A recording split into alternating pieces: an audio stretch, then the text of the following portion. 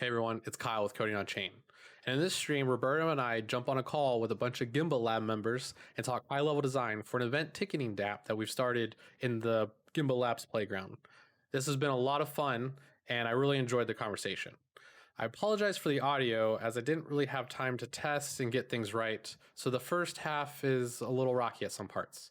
If you like this type of content, let us know in the comments, like, and subscribe. If you're an ADA holder, please check out our pools, Lift and Peace. Anyway, let's jump in.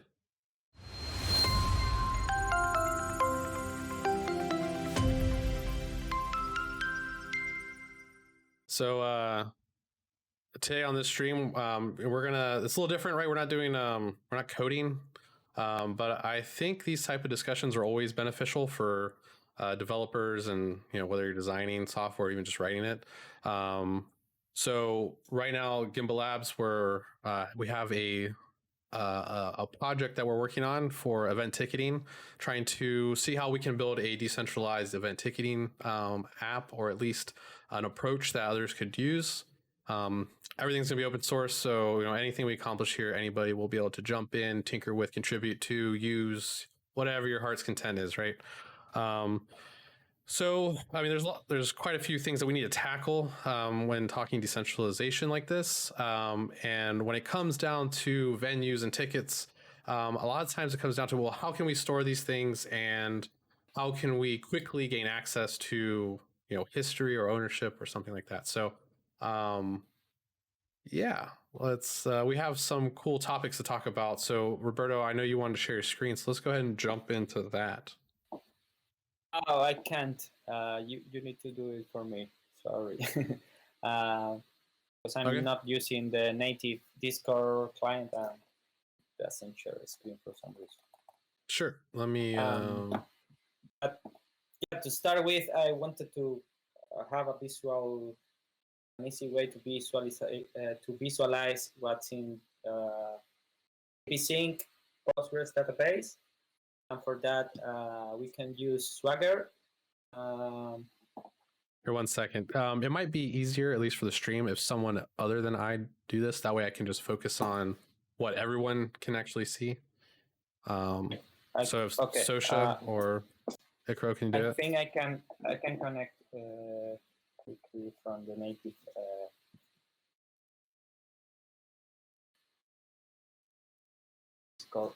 client. I installed it yesterday. Or if A wants to jump on and share his screen, he's a screen sharer. Oh, okay. I'm back. Hold on, let me. A's already now. Like, where is it at? Can you hear me now? It's in the GimbaLabs voice. Yeah. Oh, don't want to do that. I think now.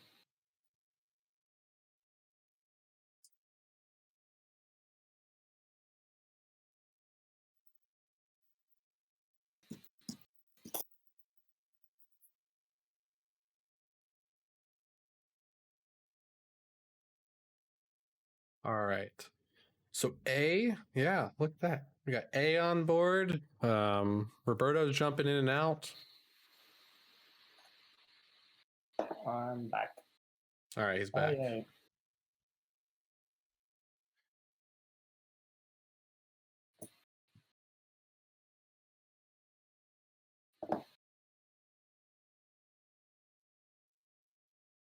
Maybe A can help us.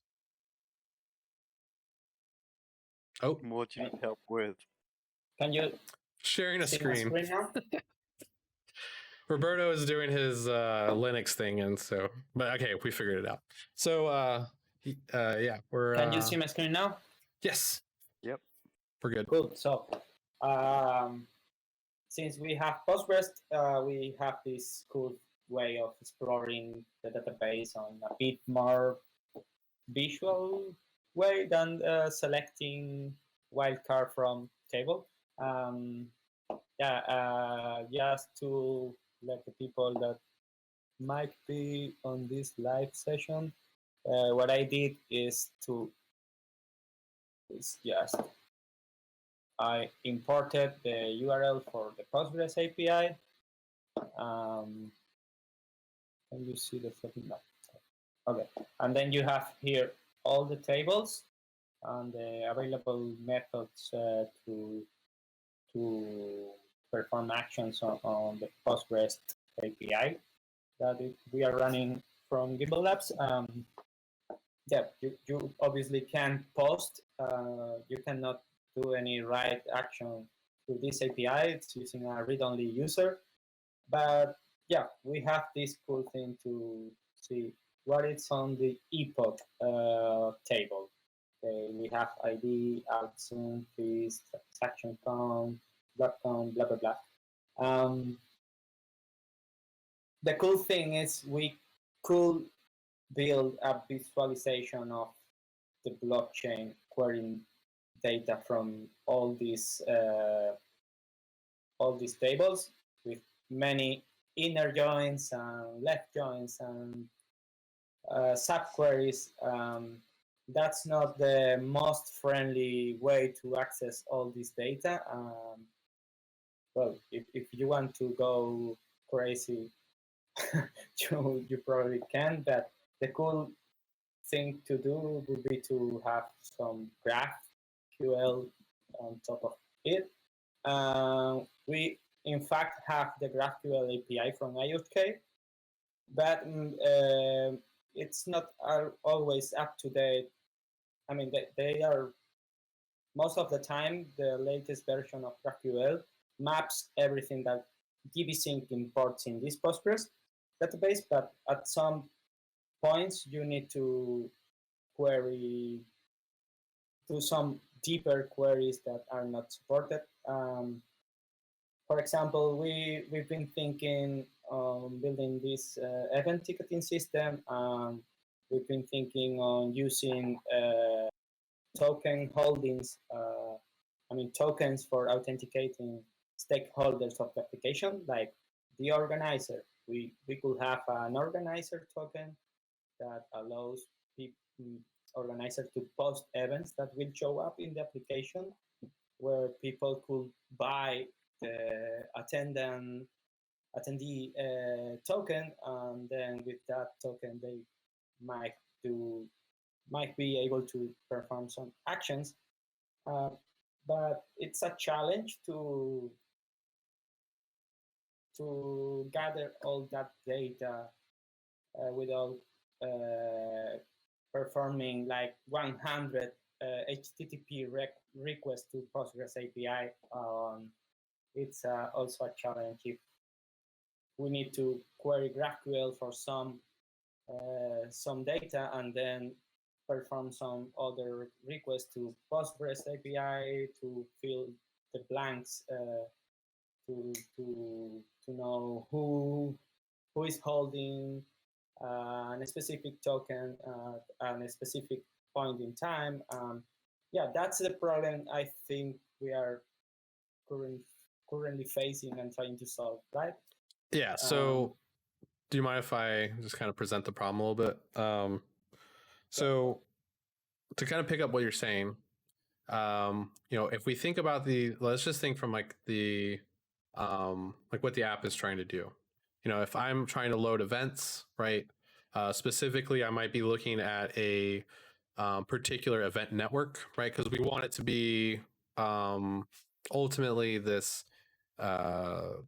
app where anybody can come on and say like, I want to create a network where venue owners can jump on and add their venues and then create events for those venues. So it's like you create that network, and then really as a user trying to buy tickets, first you kind of have to know the network that you're trying to be a part of. Now, I would say to keep things simple, right, we just kind of start with that almost like hard set, right? Like we just have one network, and maybe that's how, it becomes extensible. Like anybody can just clone it, and then, hey, do you mind muting? Oh shit, sorry. No, you're good. You're good. I just hear myself echoing back. Let's see. Okay, yeah. whatever. We have a network, we have venue owners, we have venues, and we have events for those venues. The problem really is tackling as like, how do I query effectively what are all of the events happening right like now, like what like that are coming up. So if let's say like there's events in the next 5 days, how do I effectively query the next 5-day events? So that's kind of the problem we're trying to tackle if it's going to be something that we can leverage metadata for.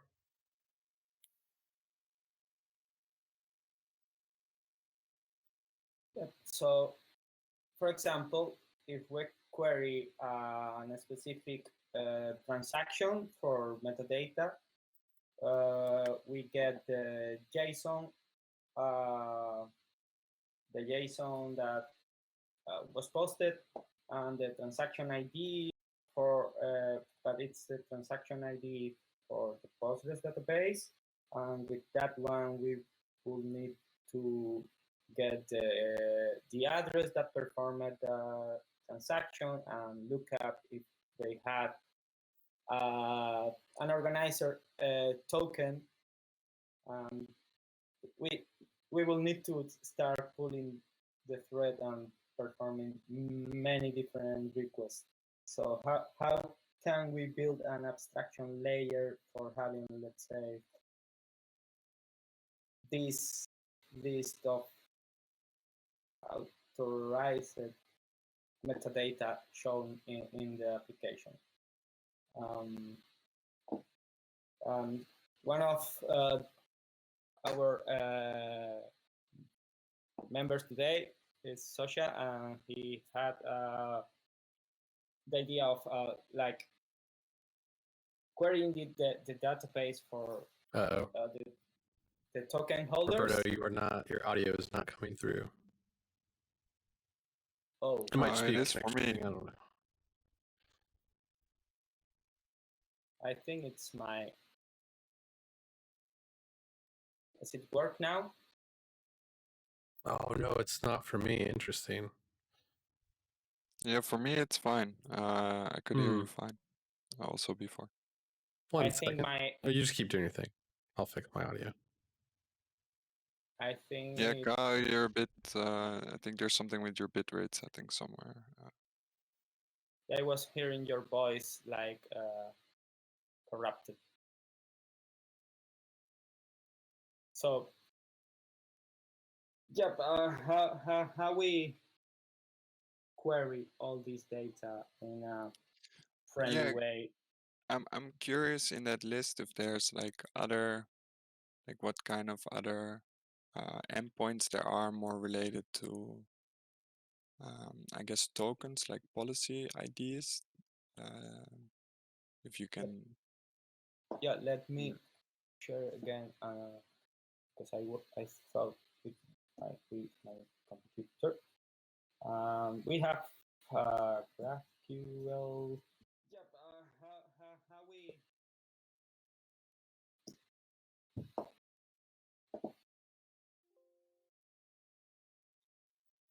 in the GraphQL API project from IHK, we have some cool examples here. And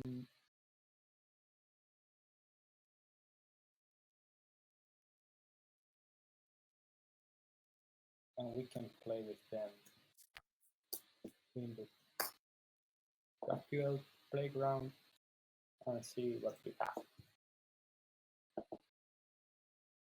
Oh, cool. Maybe this is from a newer version that we have deployed. But currently, maybe you're in another browser, but I'm not seeing what. I'm still seeing the Postgres API. oh, yep, that's not what I wanted to show. Sorry. Yeah, there you go. So we have this query. As you can see, the assets, well, it's not working on my current GraphQL version, but this is all you will get for assets. Yeah, I don't even have. And in the Swagger for the Postgres, For Postgres, yeah, some the other. the only thing you have for tokens is where is it? The transaction minting Mm-hmm. and the transaction out. I think it's like the burning transactions for the tokens. So these are the two tables that we have. But then you can query addresses and you get balances for tokens. We can Can you show what it? Can you show what it does? the GraphQL.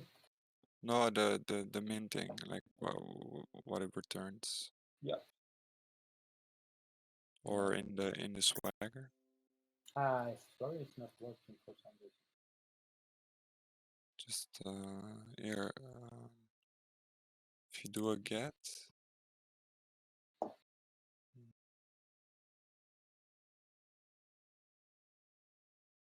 I think it's trying to, but not working.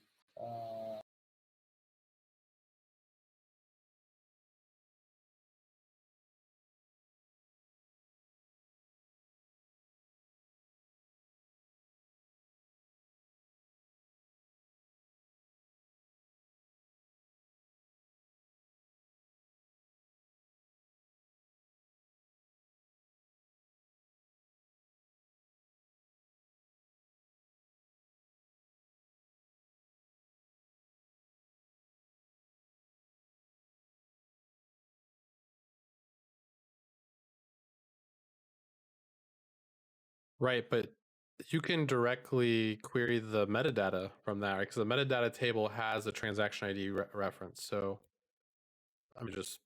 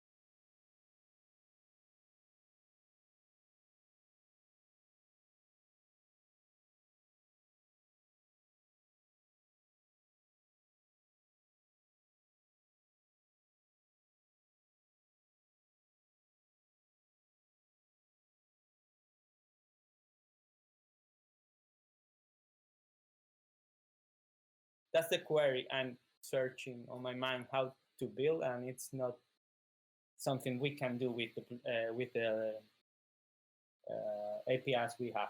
At least not easily without doing like 10 queries. No, you basically have to go.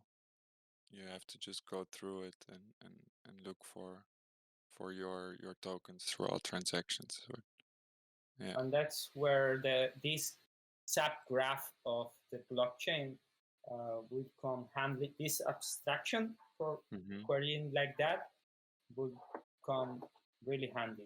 But yeah, but it's maybe almost like a state you have to maintain at the same time together with the chain, right? It's something that's continuously reading the chain, just looking for token IDs. It doesn't know what they are or what they're doing, but it's just, you know, registering that they've been sent, and just, I don't know, other apps can like register for like event channel to see like which tokens moved, and then maybe if you're interested in what's going on with those tokens, you can look them up. And It's that's almost like a layer on top of the whole thing that creates like a token specific representation. that's where another cool idea that some people in the Catalyst community came with is we probably need to build an ETL tool layer for querying all this data at the scale. I mean, Postgres is good, but we can take it like the raw data, not very useful because it's not indexed in a, let's say, human-friendly way. So maybe another pathway we could explore is to build instead of GraphQL, which if I understand it correctly, I don't know too much about GraphQL, but it's mostly direct queries to the database, but with this pretty language on top of it. But Yeah, it's more like the request protocol. So maybe we should explore some ETL. We could start indexing JSON, because when you go to the transaction metadata table,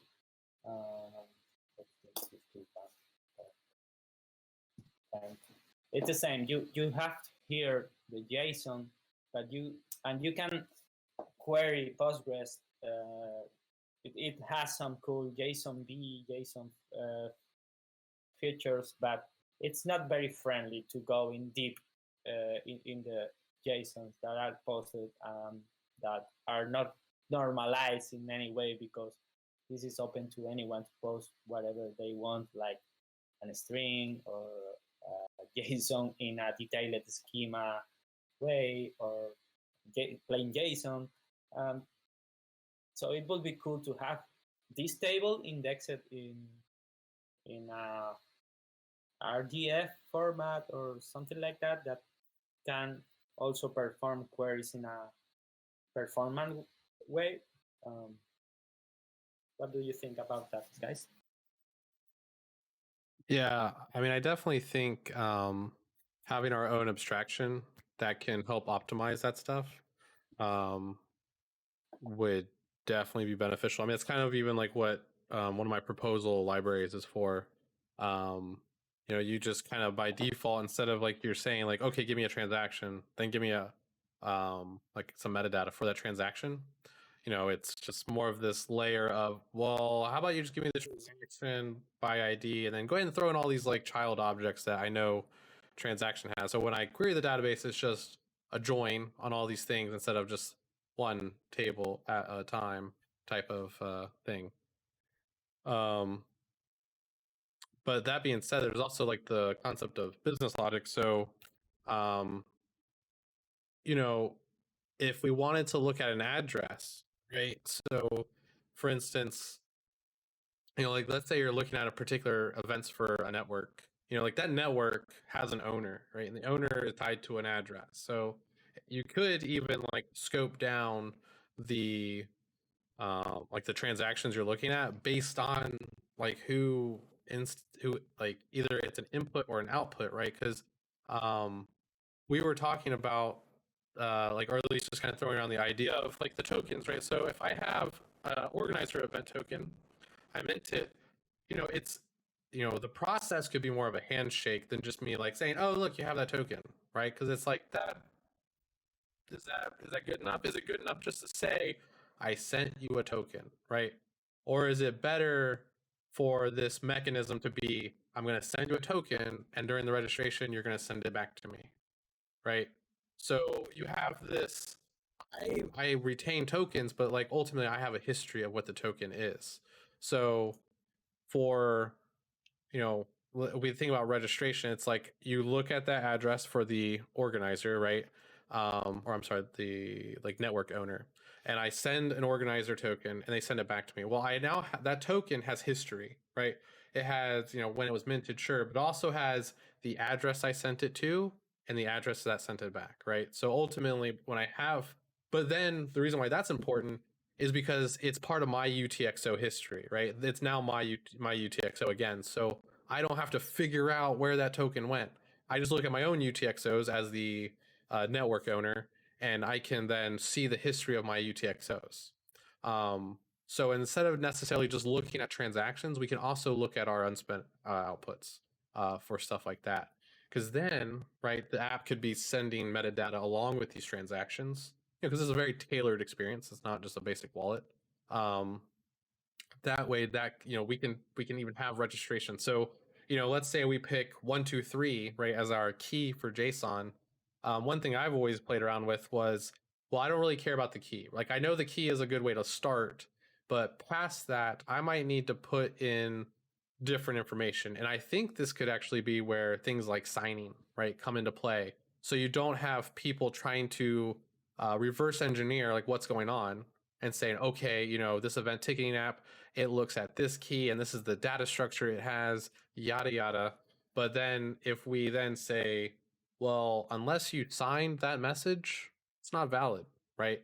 So ultimately, you're like the wallet that we're using for the organizer, because right, they're gonna have a wallet, and we can deem it as type organizer or whatever, it doesn't matter, right? And when they sign it, right, we can validate the message that the organizer did the handshake with, because we have a way of validating that, yes, you are actually the person that I sent the token to, who sent it back to me under whatever conditions. So you have this way of querying, and you have this way of validating that, like, what you have or what you're looking at is valid. What are your thoughts? And what will happen if you need to hand over the role of this? You will need to pass your keys to. This is a new problem that came to my mind when started to think about using tokens as part of the authentication. And that's fair. But here's where I think something that I think you and Social were talking about was this idea that tokens are more of like could be actions, right? So maybe part of it isn't necessarily that I just send you one token, right? Like there might be like a registration, like a organizer registration token, but then there could be an admin organization owner token, right? So then it comes down to, when you register, like I send you that registration token, you send it back to me, right? I know who you are because I have history of that now. So, and I also know that I sent you admin, so I can actually track that now, right? Like I can find how to track that. So if you want to move ownership, it's really just sending a token, because then it's like, okay, it was there. Oh, now it's over here. So now I know that that's actually the owner because they have the token that was associated originally with that particular registration token. So it's like we can use multiple tokens to that, like during that registration process. So it's yeah. Yeah, and so you're saying if you have like so what you're building with Lyft, whether it's a wallet or something, it's like a part of an app that also gives you control over those transactions, well, in a way that you can monitor them, and that is your entry point to view what is going on with the tokens within your app's economy, or how you want to call it. Yeah. So that gives you sort of like a point from where you can sort of send things out, but also have an idea of where they're going and easily find sort of keep track of things that way. So you don't have to look at it from the perspective of the whole thing. You can just look at it from like very localized addresses that are tied to certain wallets, certain mechanics of how they send their transactions out. Roberto, quick question. The situation which you were trying to describe there, were you trying to describe if say, for example, the company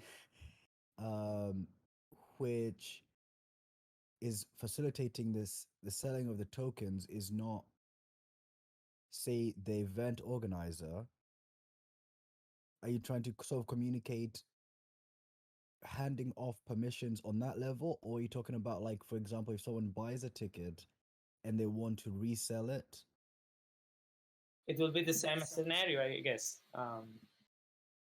And I suppose it's completely fine if you, I mean, not that it's completely fine or not. It's something that will be possible. You, even if you want to do it yourself, you want to send your token to a different wallet and you want to enter the concert with the wallet on a different mobile phone where you receive the ticket. So that's something that we need to think of, in my humble opinion, from the very beginning, because those are situations we expect to be a real scenario on current life. And yep, that limits, or not limits, but defines how we need to build this, I guess. Cool, thanks. Just another quick follow-up there. What have you guys given consideration to fees? Because obviously, if you're sending tokens back and forth, what are the fee considerations? That's a good one. And that's where this having multiple, let's say, role tokens can be costly, and using this mechanism seems natural, but maybe not feasible for some use cases. Maybe yes, it is feasible for this event ticketing system, but if we want to build an approach for something that is cheaper than probably $10 or close to $10, this approach might not be feasible. Yeah, there are a lot of like questions and roadblocks that stop us to start building on one direction and using one approach. Like I would say that using tokens for authenticating, it's cool and very and it will be probably the easier way, not the easier way, but the more blockchain native way. But like having some kind of different identity tied to this, tied to wallets, could facilitate and save some cost.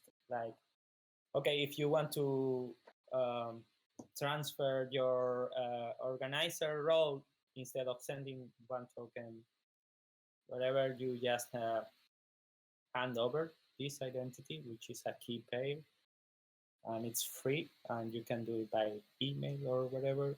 It's somehow off chain, but it's tied to your wallet addresses, because you can sign transactions, send those transactions to yourself, so you just pay fees, and that wallet address is tied to your identity. So we have these two scenarios. And there's also, if it also has to do, yeah, it depends on the kind of system you want to use it in. If you want like high speed reactive stuff, it's not gonna be very good for that probably. But if it's okay, if this is a slower system where it's okay, if actions are like sort of bulked up, you can look at ways to sort of not, bundle together certain actions between different parties in the system. You can send a lot of stuff in one transaction. Yeah, but you can do it per token, but you can also bundle stuff together. And if it's like a system where speed, it's okay if updates are happening on daily basis and things like that. And there's like some analysis of what happened on the network in that meantime to sort of rebuild the new state. And in more slower systems where that's okay for like, and sometimes it's also okay if like, because that's then the final source of truth, right? And sometimes it's okay if the final source of truth is a bit later, if the reality sort of runs on a bit of vagueness in between in a lot of systems. But yeah, it depends on the application, I guess. Yeah, probably we want to build both approaches. And the question is which one we want to use for this event ticketing system. So I like kind of listening to all this stuff. Like another thing to really think about, right, is like almost monetization, and even if it's not like to make a profit, what about like sustainability, right? So, let's say you do, the concept is that you can jump on and add your network, but like, what if it's really just adding your own, like you kind of had your own thing going on, right? So you spun up the API, like whatever that is. Like I'm not going to describe it because I feel like we're not quite there yet, but like ultimately you have server costs, right? So for instance, I know it costs to send ADA, like to send tokens and stuff, but really it might just be when I send the token, right? Since these are all controlled actions, so like if to register an organizer, right? I make a request to register. The event, API says, okay, who is the, it's ultimately just kind of in charge of a wallet, really, and that wallet then sends the token to the requester with a certain amount of ADA, right? And this amount of ADA is supposed to cover the cost of what we're doing to initiate that transaction, but also to turn around and send the handshake back, right? Because ultimately, we have actually control of both sides. It's not really we're relying on parties to act, right? Like we're like, you need to do your part. It's like, no, this is all software. I don't need you to do anything. Like just watch my little spinner on the screen and everything's going to get taken care of, which really is like two different transactions, right? Sent, like receiving a transaction and then sending a transaction. And ultimately that can facilitate, and really you didn't lose any ADA, right? Because if you think about people like, I sent you space coin, can you send the ADA that I had to send back? It's like we're in control of where we sent that token, so we don't have that problem. We'll just send it back when we have to return a token, right? So really it's like you don't have any extra ADA just sitting in some organizer's wallet, right? But there's also like ticket sales, right? Like that, those can bubble up as well. There's also going to be tickets with that. So so I'm not exactly sure where I was going with this, but like it just seemed like with this token you have to think about the cost, right? Because like even running like that stuff and saying like, oh, I want to do an event, right? You have to think about like what that event will cost you, just in the sake of saying I want to do one, right? Like, so it's kind of like, don't put on an event and make these tickets unless you're very sure you want to do it, because it's going to cost you money, right? So it kind of like, that's just even another thing to think about when it comes to we're talking about like this kind of like the cost of doing business on chain, right? Like things might be slower, which honestly, if you think about the fact that we're using Postgres and we can add our own layer, right, of queries and being able to like even just create views, right? Because the thing is, even if we came up with custom views that we wanted the database to have, that's fine. It doesn't really impact anything because we could just have an API that does a database migration, right? That ultimately, like the first time you boot up, it's like, hey, does this view exist? No, we'll throw it on there because I'm going to need it when I need a query for like upcoming events, right? So as long as we have more control over the database, which luckily we have Postgres, like an actual like ACID compliant database like this, I personally don't think that there's going to be like too crazy of a hit. As long as we really nail down like what those like the what we're trying to query, right? Like I'm doing wrong. I'm not saying we're not going to have a hit. Of course we will, but it may not be as bad as we're thinking. Yeah, and also like it's not like it's free now. So it's it's okay if there's some cost because there's if you want to do an event now and do that with some event host, some ticket Exactly. master, or yeah, it's gonna come with a cost. And less But control, right? So you're also you gain yeah, more. So you're like, yeah, you got to pay for a little bit of you know, fighting censorship, right? If that's what you need to mhm, do. So yeah. But I'm interested now in this idea of sort of extra views, because that's really what you're offering. You know, it's just a different perspective of what's going on. yeah. Um, and like what kind of perspectives you can make, and because sure, you can make one for your own subsystem, of course, but it's also, yeah, it's interesting to think about how you can make these things that are sort of facilitating to a more wider ecosystem. Because otherwise you run the danger that, yeah, these things all make sense within this small app, and I sold you a ticket in this app, and then if you have the app, the right app that has the right wallet type, and somebody else has it as well, then you can sell it to them on the second market, but only if you're in that app system, right? I can sort of see how we could do that, but it's a bit of a shame to all put it in, like, to create all these closed ecosystems. But it's probably the right first step to get a good idea of how you do the broader thing.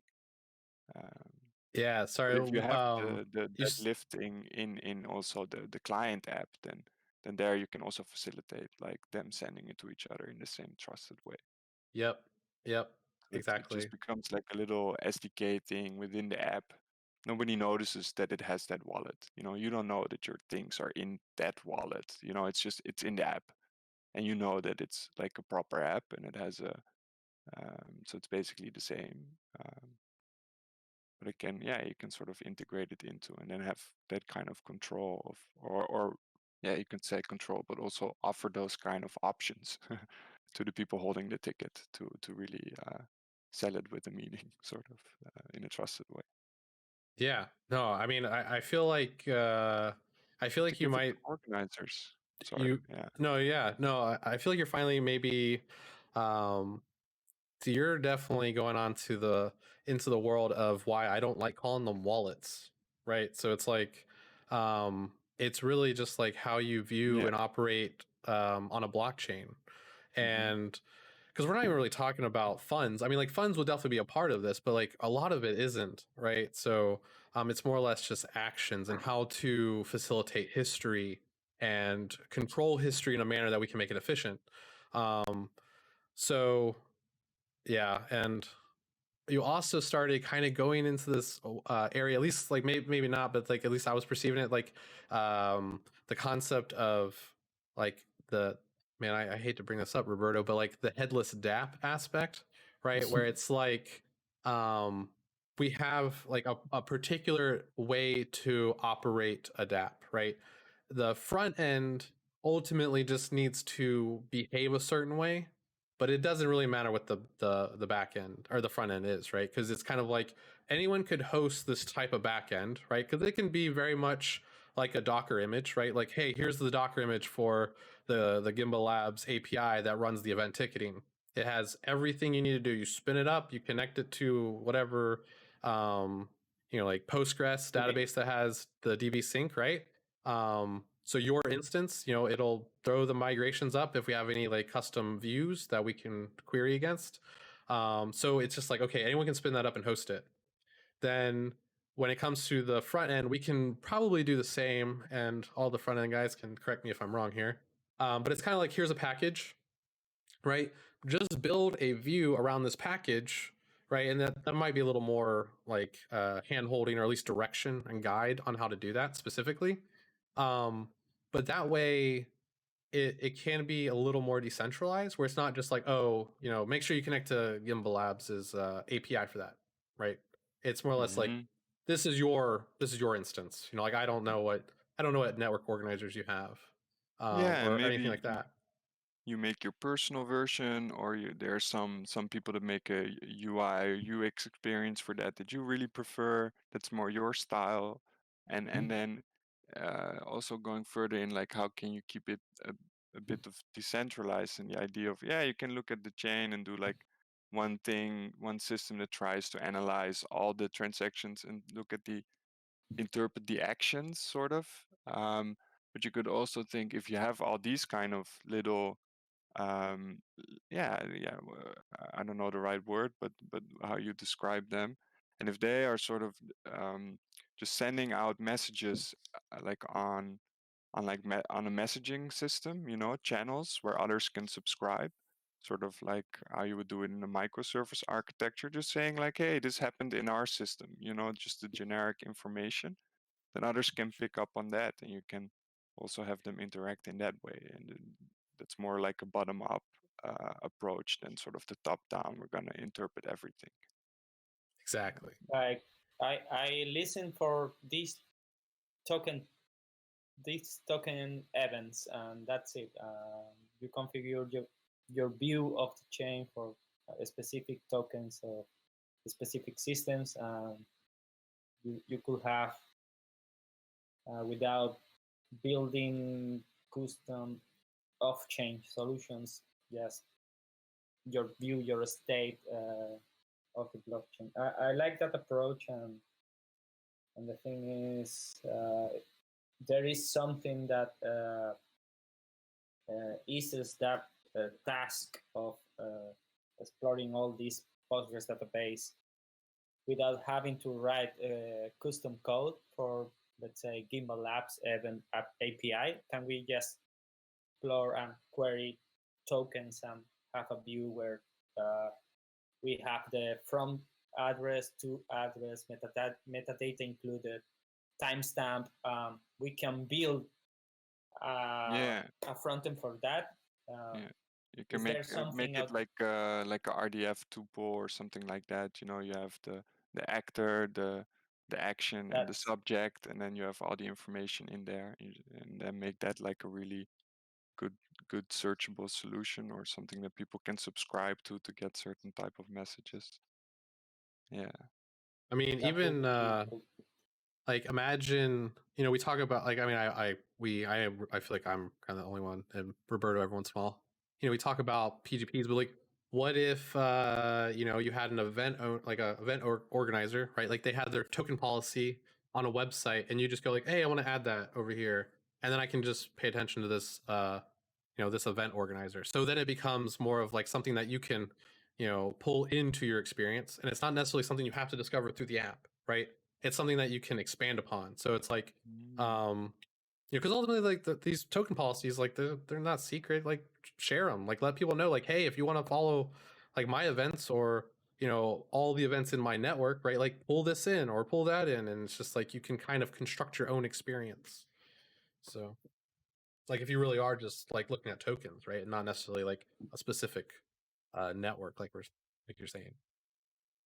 This kind of starts to touch on an idea that that you guys I've heard you talk about, or at least I've heard Roberto talk about, which was the calendar, right? Because obviously you're talking about having the ability to like query specifics, like specific listings, like future listings of an event or something like that, and obviously that has time factored into it. I'm just curious, like, what are you guys' latest thoughts on sort of calendar implementations? Because I think I remember you talking about someone approached you with some sort of calendar related thing.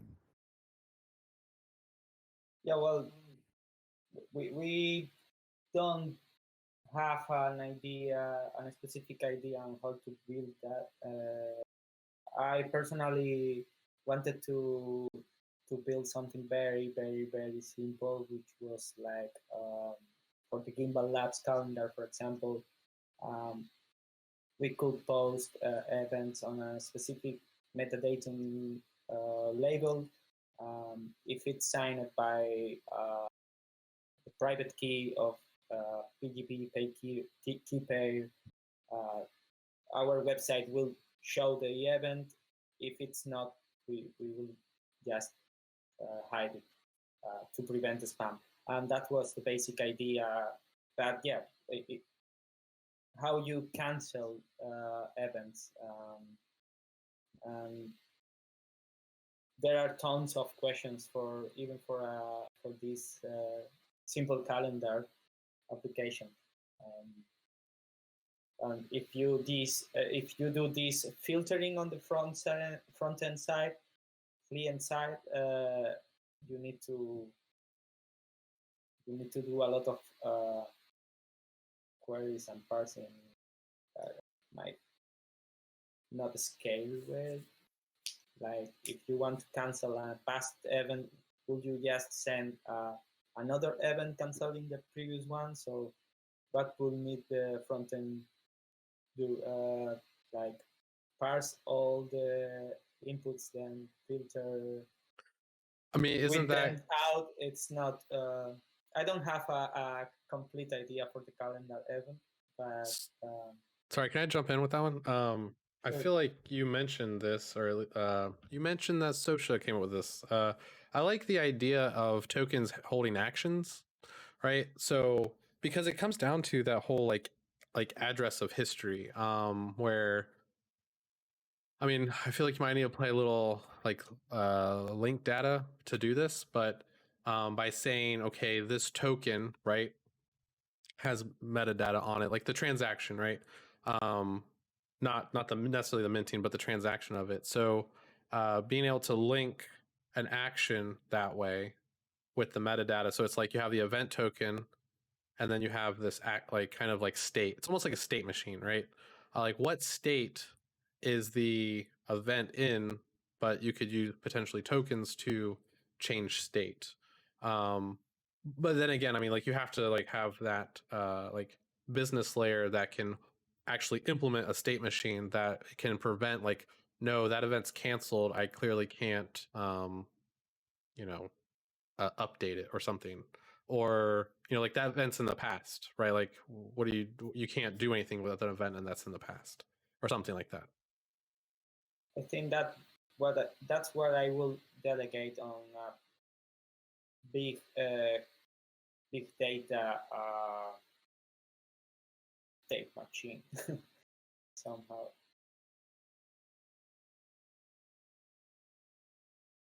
Because yeah, what if you?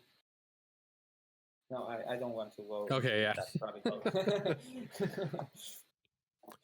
All right, so I guess we go back to the event ticketing, right? Let me see if I can pull up. Oh wait, you know what? I need to go to Discord. So I'm thinking kind of what's like on the sprint, right? And I wonder if we can talk about one of the items that's there. Which is it pinned? Hopefully it's pinned. Yeah, it's pinned.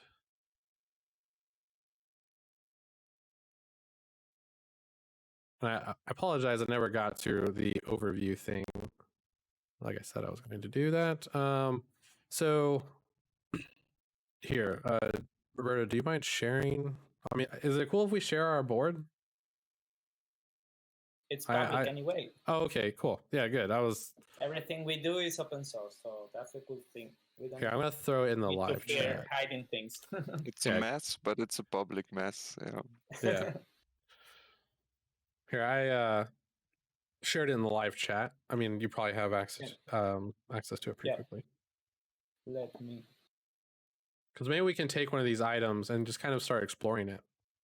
Yeah, I feel like we have like some ideas, right? And it's kind of like what you said, like how long do we keep talking about like the theory, right? When do we just try to jump in and tinker and fail, right? Like even if it's to fail, it's like let's fail. Like so far we haven't. You can't succeed or fail if you don't try. So now, do it now. So yeah, Let's we do have this. like half an hour to our backend meeting to start tackling at least some of these. And I would say let's start by building those views. Let's start exploring. Do we agree on going the tokens route instead of the identity route? I think it's I mean, I don't see why not. I mean, even if it's not the most efficient way, right? I think it's I think like if we just view this as an experiment, right? Like it's kind of like if we go this route, let's just go this route, because then what we can do is we can identify, like, you know, if you go this route, these are the type of hurdles that you're going to experience. Like these are the pain points, bottlenecks, yada yada. But that's the thing, like we can't even say that today. So as an experiment, like maybe we just do that. Like let's do tokens and metadata, really fully embrace like kind of like what we have at our disposal, and it allows us to kind of, you know, not just think about it but experience it, right? Like, and I think experiencing it is the key here. so. For example, for the create model schema for venue registry data, we also have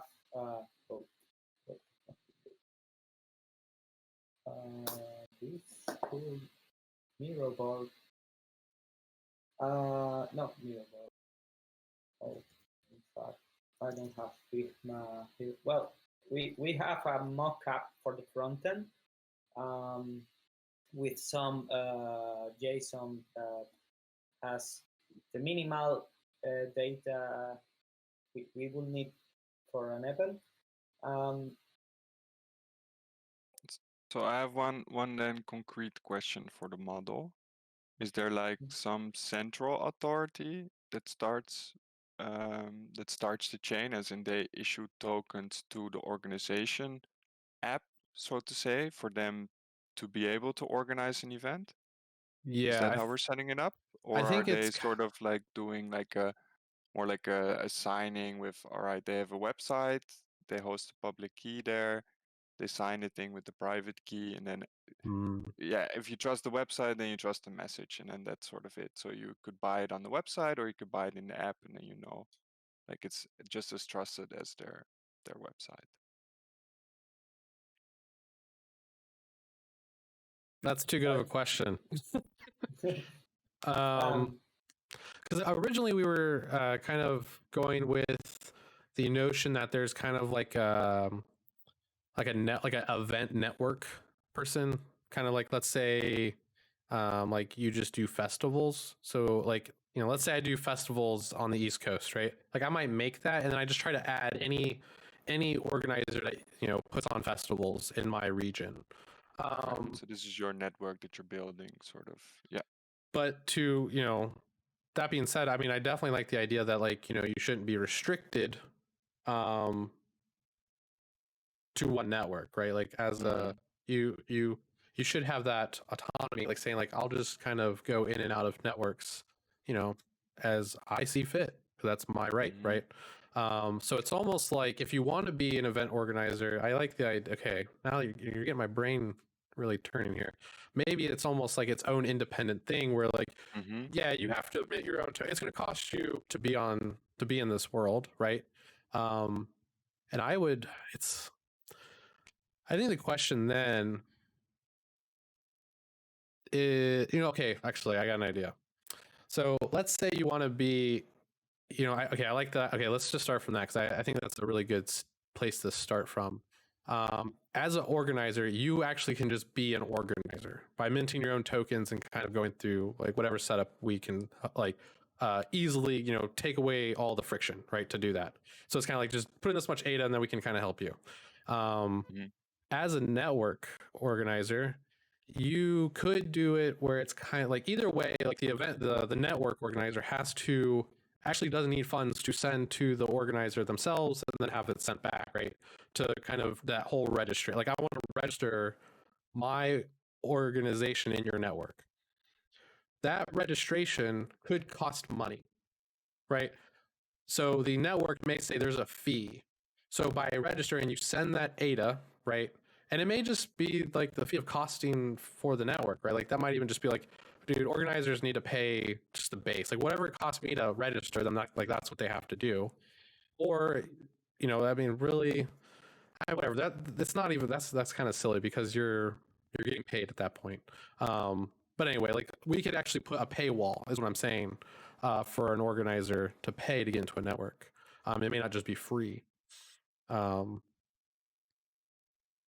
if we look at it like that. Sorry.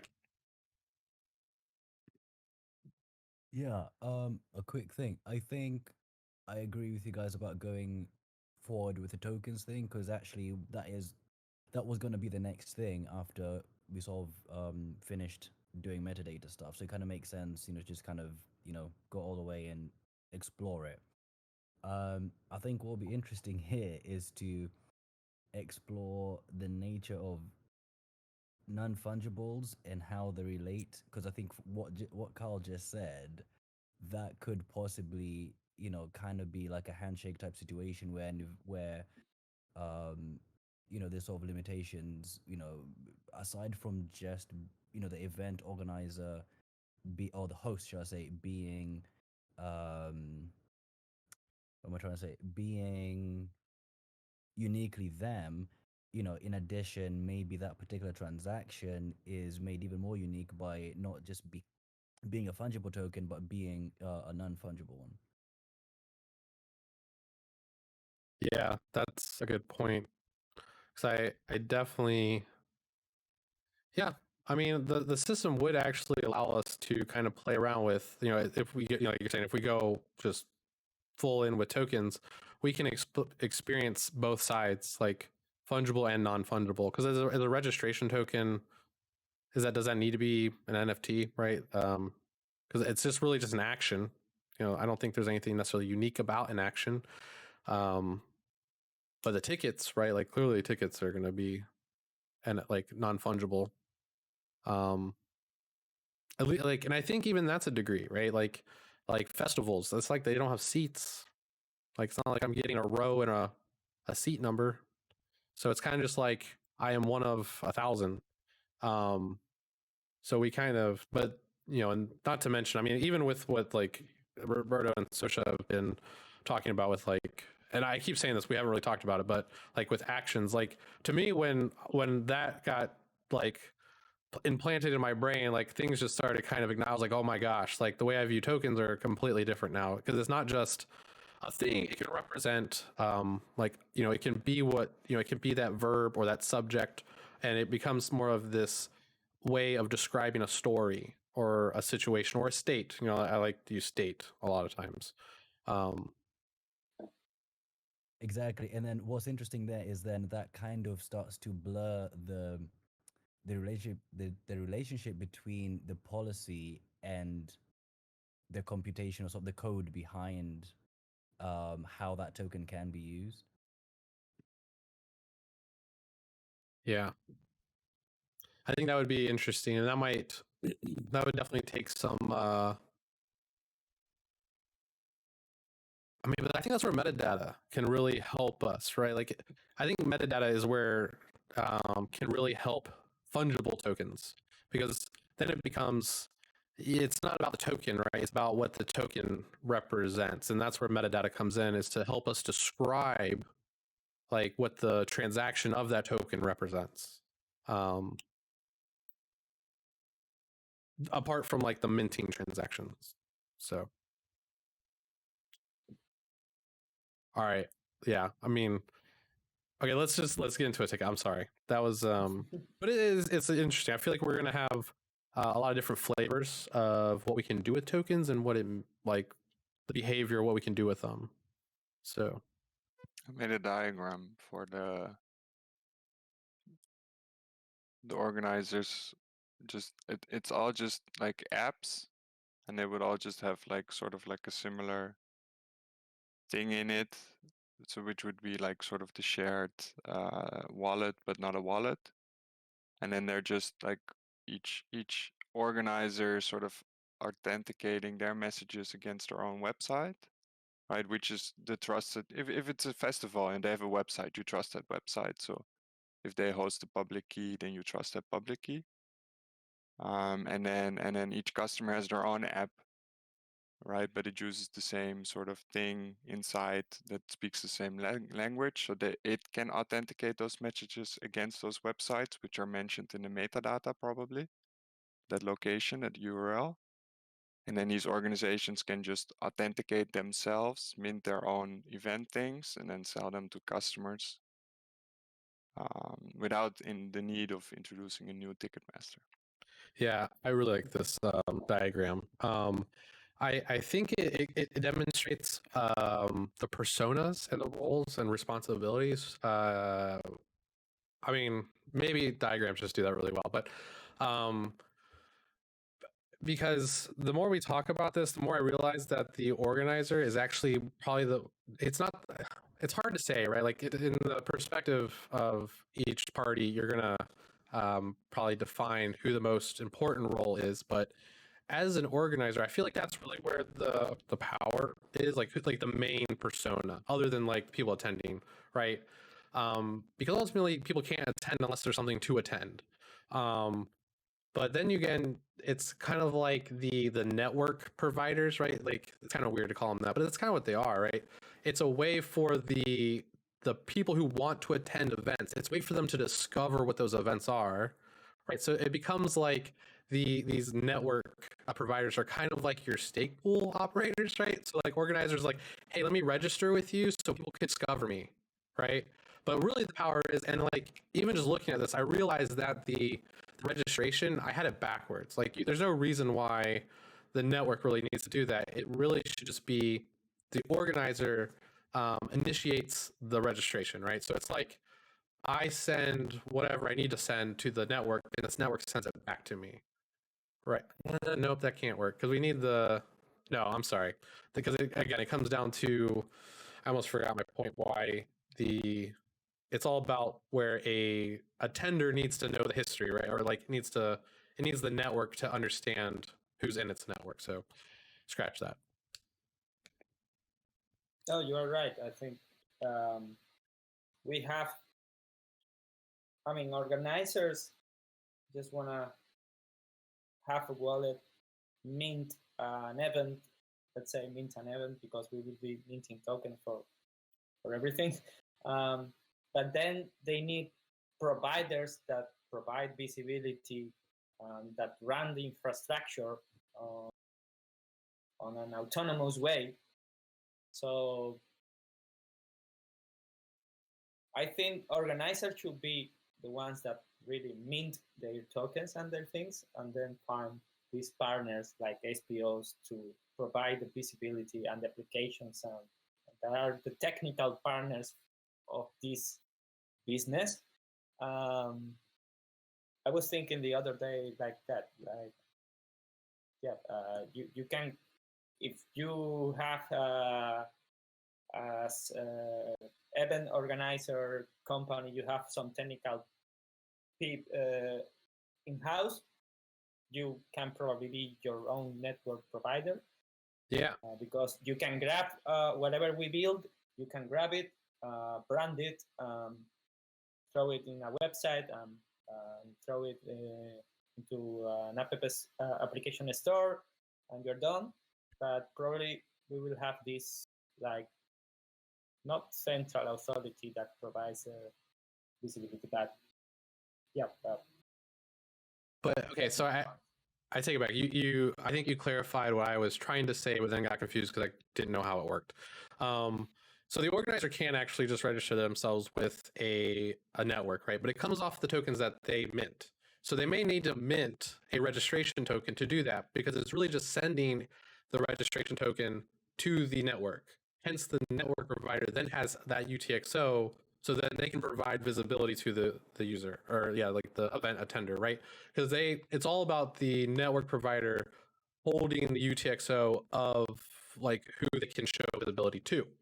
But in the same respect, right, you come down to, well, an organizer may want to leave a network, so they send a deregistration token, right?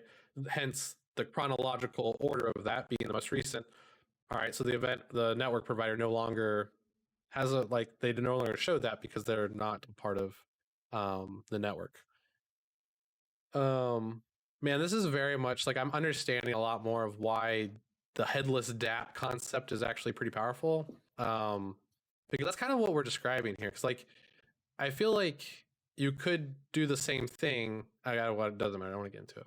Maybe a different discussion for another day. I'm trying to get Mira because I want to like look at this There's so many channels on this Discord page. Playground. Oh, that diagram is escalating quickly.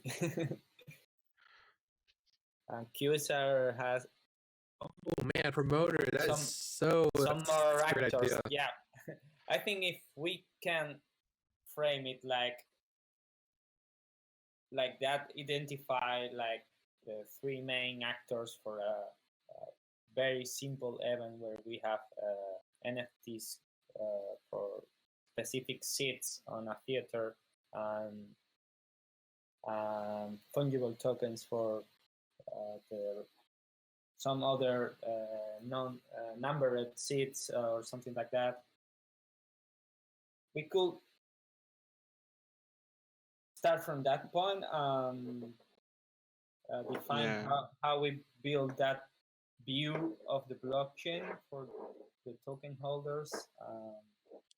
Maybe an easier version to not have to worry about this, like, it's a nice idea, right? But maybe for the first, you just say like, all right, we start with one thing that is just issuing the tokens to organizers to do that, and that's, but you can explain like, this is just the authentication system. And right now we're using tokens for that. You could also use anything else for authentication. And then there's the part that is like the actual ticket, which is, so you could start with the simpler version of like more of a controlled system. You don't have to worry about like all the signing of, because it maybe overcomplicates the example if we're thinking about what's the clearest lesson. Don't delete anything though. No, I'm not. I'm not. Even if I delete it, it's not. Yeah. But no, I won't. I'll copy it over to the metadata sprint board. I actually feel like I can probably start explaining a lot more detail on like how you implement this stuff. Because the way I think really one of the best things that we've kind of identified is where the actual starting point is, right? And I think it's I mean, it's kind of twofold, right? Like an organizer really can't have attendees without a network, ish, right? Like that's not even necessarily true because you could do it through the discovery of network, or you could just do it privately by saying, "Hey, I have my website, right, which has my policy ID. I don't know, maybe we can call it something more vanity for organizers so they don't think so blockchainy. I don't know, but it's kind of like if you take this in, then you don't need a network to discover you because you just gave me access to that organizer, right? Which I think is probably the powerful part because you do start lining yourself to, well, these are public events or private events, right? Because then you can get into that world. But okay, so do you guys want to maybe start talking about action items then? Because I feel like I don't know how much closer we can get without just saying, like, to me, it's like, okay, organizer mints a token, right? Let's say a registration token. We're gonna deem that there's a network involved here. So, Roberto, did you want to say something?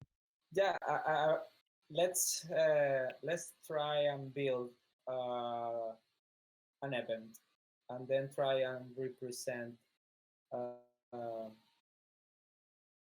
and gather the information from the database. That will be a pretty good. I mean, yeah, I think an event mint tokens for the two basic actions, which are posting more events as this organizer. Yeah. Some tickets. That's it. 2 tokens. Post metadata on that minting transaction with the details for that event, and let's try to get a view of that considers that those tokens will be moving around wallets. That could be. Dude, I think you have enough to do that. Yeah. So okay, just for the fact that oh my goodness, 1 second. Okay, just for the sake that I am recording, I can look back on this. Okay. All right, let's just say that we have there's a network provider, right? Roberto is ready to start his new endeavor as an event organizer, putting on polka, music festivals. Okay, and what he wants to do is get on this network. So he goes onto the app and he goes ahead and starts he sets up an account. And let's just say setting up an account basically requires some funds so we can mint at least one token. That's arbitrary and probably not required. Let's just say that. And this token is kind of like it's kind of like an identity token, because the way I see it is when you register, you give this identity token to a network provider. We can even attach metadata that might be kind of like your organizer meta, the way we might register a pool, right? It's like, hey, if you go over here to this JSON file, you get a lot more about me, right? Like you get my organizer name, you get my avatar, you get my website, you have all this stuff. So essentially, they probably could just be stored in metadata, but whatever, right? So that way you kind of have like a profile. So on the UI, you kind of know what to display, right? Like you can reference an image and a name and maybe a location and just kind of like descriptive information about said organizer. So once it's registered onto the network, right? And as like, let's say I want to go visit one of his events, regardless of like how we do events, because I think we have enough information to kind of just replicate our thought process here to do events. My app, right? Let's say my app is connected to, the GimbaLabs network where Roberto registered his organization for events, right? I query them. The network provider does nothing more than says, hey, I just need my UTXOs, right? Like, just give me my UTXOs. That's all I need. Because I'm going to look at I'm going to have the transaction where Roberto registered, where as the network provider has the token, right, of Roberto's organization, and it has all that metadata. We can then return that, right, and say, okay, get a list. Again, let's not worry about that, because I feel like it's really just, hey, network, let me register my events with you, right? I'm going to create an event. I'm going to register the event with you, so you know how to tell the users what my events are. So it's kind of the same thing, and it's nothing more than just bringing that stuff down. And that's when we can really, all that I feel like is even stuff that we could write today, right? Like we can mint the tokens, we can send it to another wallet, have a third wallet query and ask like, who is your event organizer, like organizers, and then return that. Because, getting UTXO history, that's pretty standard, right? Like that's easy stuff. And I think that's why I've kind of always gravitated to, if we can just basically rely on unspent outputs, right? We know that that's kind of the nature of blockchain to begin with. And if we can just rely that you just don't spend them, right? We can use that as kind of like ownership, or like even a registry in general, right?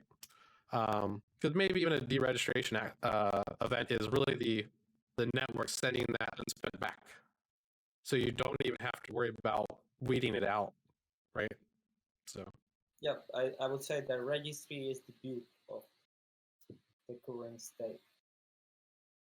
Okay, so the current place for the.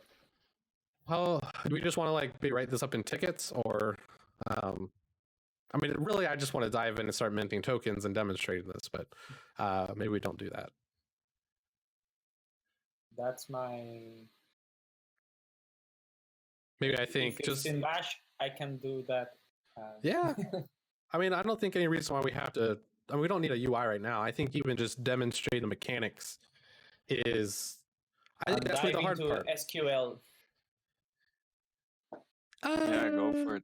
I don't even know if you need that. I have to hop off in a bit, but yeah, go at it. I would say.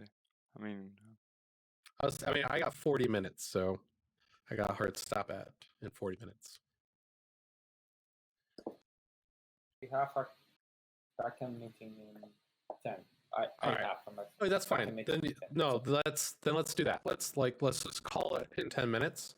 I think the best thing to do then is to fulfill one of Roberto's requirements as, I don't know, dev lead, and because I think really what we're talking about here is borderline business requirements / agenda item, like, what I mean, just adding clarity. for people to run with. So do you just want to maybe fill out some tickets? I mean, that's super exciting, I know, but it's at least, you know, contributing for others to maybe jump in. I will take that offline, I think. Okay, that's fair. Well, then we could just call it now then. Unless there's any questions. I mean, there we go. I mean, like I said, I have 40 minutes, so if anybody just wants to dive into questions. Tons of comments from the live chat. Not following Twitch, by the way. But actually, Matt is he did mention something that I wanted to.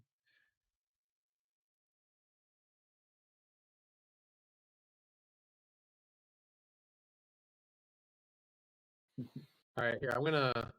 So Matt, he made a comment, and this is always okay. I'm just gonna read the comment. Looking at IPLD format, they use a lot of metadata prefixes for their content address (CID). I'll admit I'm not sure exactly what you're talking about, but I think I know the concepts that you're trying to convey. For front end, when updating a calendar event, if we have a version prefix metadata for the metadata key, then front end can display the highest version number.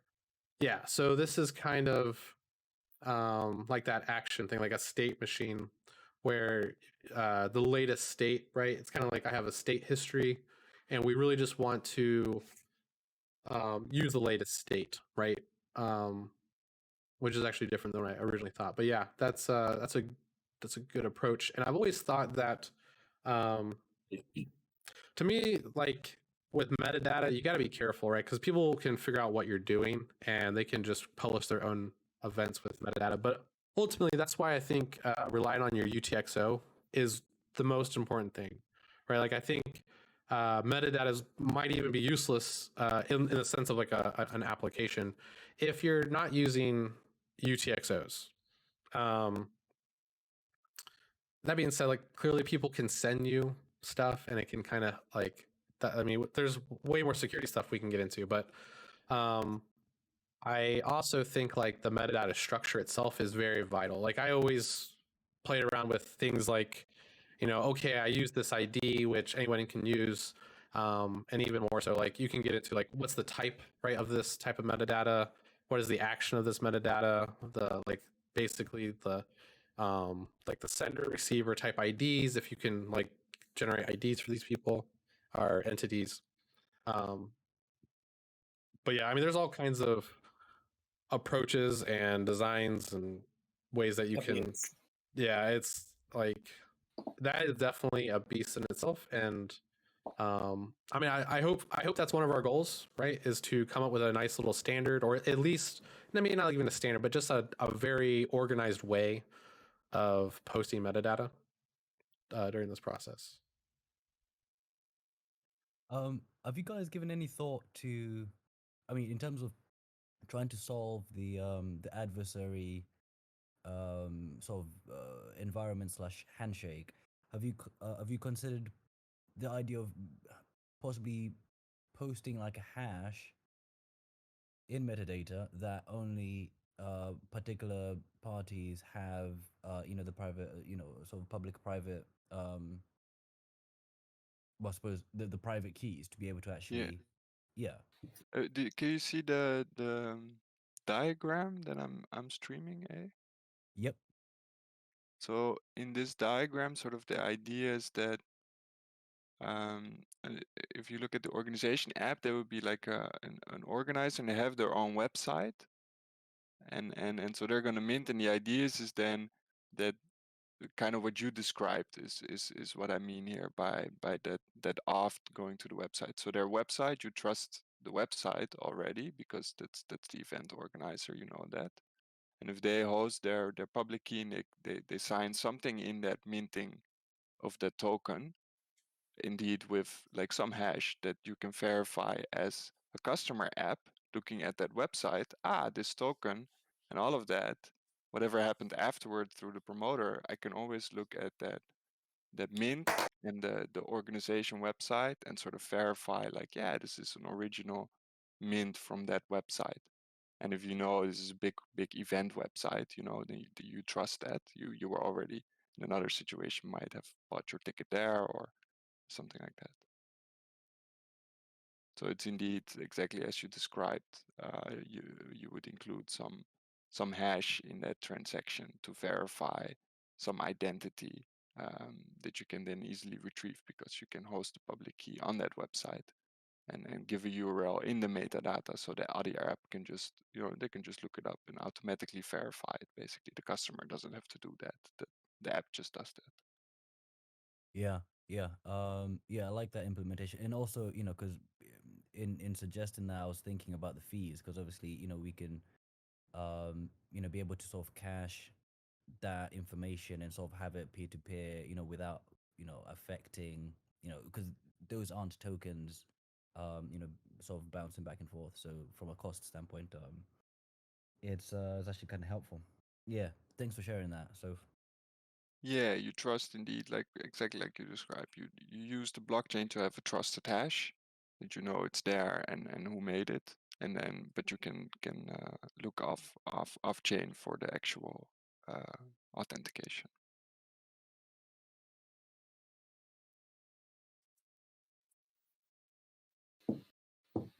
Cool. So, should we end this coding on chain? Yeah, we can call it here. I think I think this was probably one of my favorite coding on chain sessions. So I appreciate everybody jumping on and like hashing this out. I think, to be honest, I think we have a great strategy on how to move forward. And I don't know. I'm not saying we necessarily have every little nitpick, detail worked out, but I think at least we have enough understanding on like a lot of our approaches where we can, it wouldn't take very much discussion to like really hash out the detail pieces. So, yeah, I think we have a game plan essentially. Okay. So, Yeah, it was a lot of fun. Thank you, everybody. yeah, Really thank enjoyed you it. for joining, and talk to y'all later. yeah, thanks. Cheers. Bye.